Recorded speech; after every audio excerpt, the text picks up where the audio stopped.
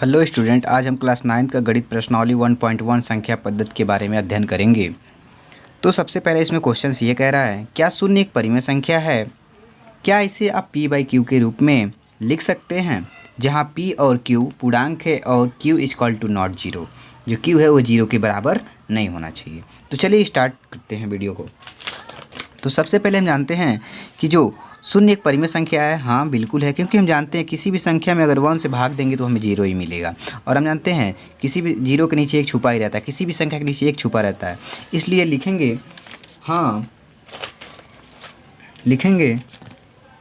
हाँ शून्य एक परिमेय संख्या है।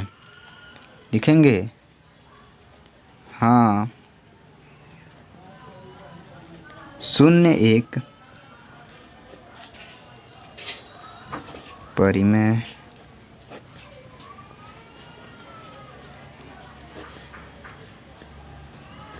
संख्या है।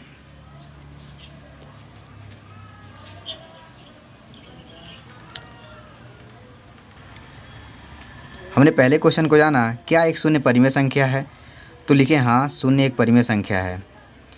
क्या आप इसे p/q के रूप में लिख सकते हैं? बिल्कुल लिख सकते हैं p/q के रूप में, क्योंकि हम जानते हैं किसी भी संख्या के नीचे एक छुपा रहता है। तो यानी जीरो है तो उसके नीचे हम एक छुपा है, यानी कि अगर हम 1 से 0 में भाग देंगे तो 1 ही हमें प्राप्त होगा।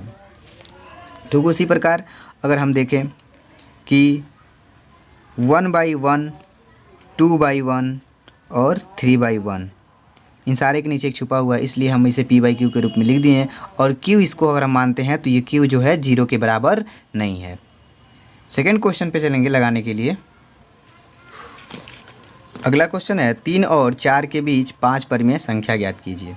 परिमेय संख्या ज्ञात करने के लिए सबसे पहले जो यहाँ पे दिया रहता है उसमें हम 5 को हम 1 को ऐड करते हैं। अगर इसको हम जोड़ेंगे तो ये हमारा हो जाएगा 6।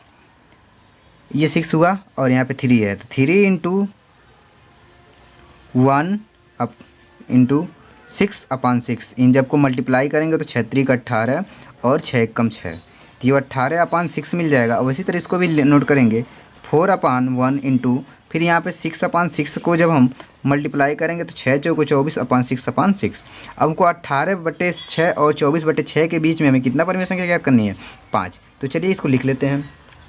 जो इसको लिखेंगे तो हमें मिलेगा, 18 को छोड़ देते हैं, उसके बाद लिखते हैं 19/6, 20/6, 21/6, 22/6 और 23/6। देखते हैं 5 परिमेय संख्या हमारी हो गई कि नहीं। 1 2 3 4 5। हमने 3 और 4 के बीच 5 परिमेय संख्या ज्ञात कर दिया। हम बताएं सबसे पहले कि आपको जो यहाँ पे दिया रहे जो भी संख्या ज्ञात करने के लिए, उसमें 5 को अगर 5 दिया है तो 5 लिखेंगे, 6 दिया है तो 6 लिखेंगे। तो हमारे पास यहाँ 5 दिया है, तो इसको 5 को जब हम इसमें हमेशा एक को ऐड करेंगे, जब इसमें एक ऐड करेंगे तो यहाँ हमारा हो जाएगा 6। तो देखेंगे यहाँ पे जो अंक दिया उसको ले लेंगे। इसके जानते हैं किसी भी संख्या के नीचे एक छुपा रहता है, जैसे मैं आपको पहले क्वेश्चन बताए हैं। और यहाँ पे इंटू का चिन्ह लगाएंगे 6/6। यहाँ सामने 6/6 को ऊपर नीचे से गुणा कर देंगे, तो ये 6 3 × 18 और 6 1 = 6 हमको मिल गया है। यहाँ पे उसी प्रकार 4 दिया था, 4 को 1/4 लिख लिए हैं इंटू 6/6। इन दोनों आपस में मल्टीप्लाई किए हैं तो 18/6 और 24/6। तो यहाँ पे हमको जो पहला मिला है परिमेय संख्या वो 19/6 और 20/6, 21/6 और 22/6 और 23/6। तीसरे क्वेश्चन की ओर चलते हैं। तीसरा क्वेश्चन हमारा कह रहा है 3/5 और 4/5 के बीच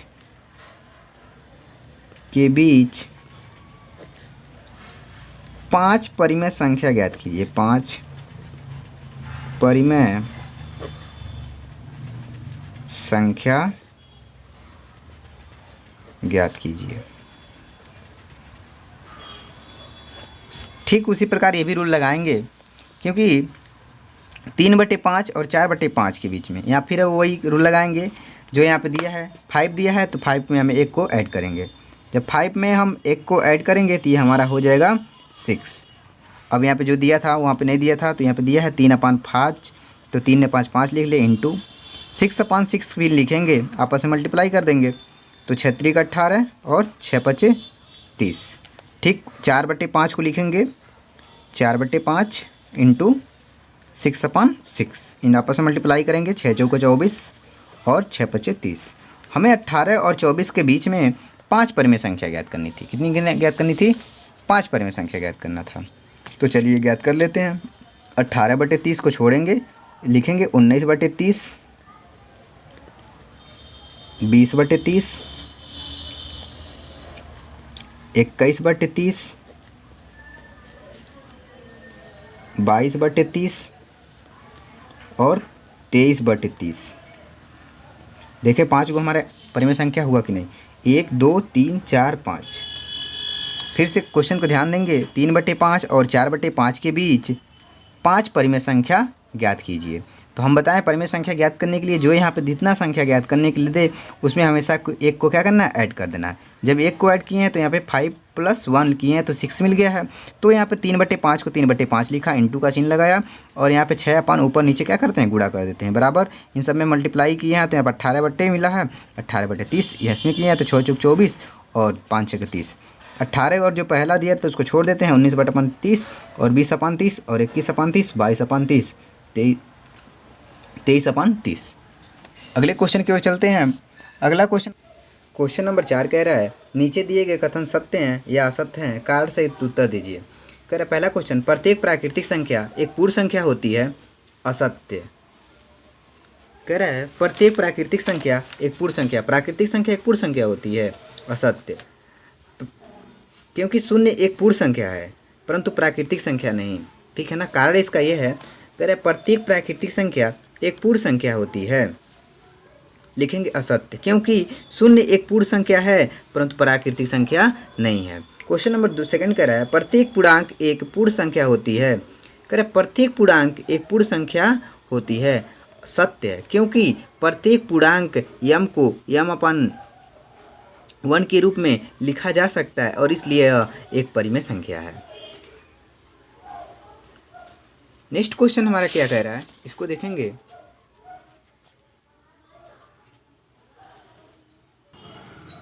नेक्स्ट क्वेश्चन कह रहा है प्रत्येक परिमेय संख्या एक पूर्ण संख्या होती है, असत्य। कह रहा है प्रत्येक परिमेय संख्या एक पूर्ण संख्या होती है, असत्य। क्योंकि 3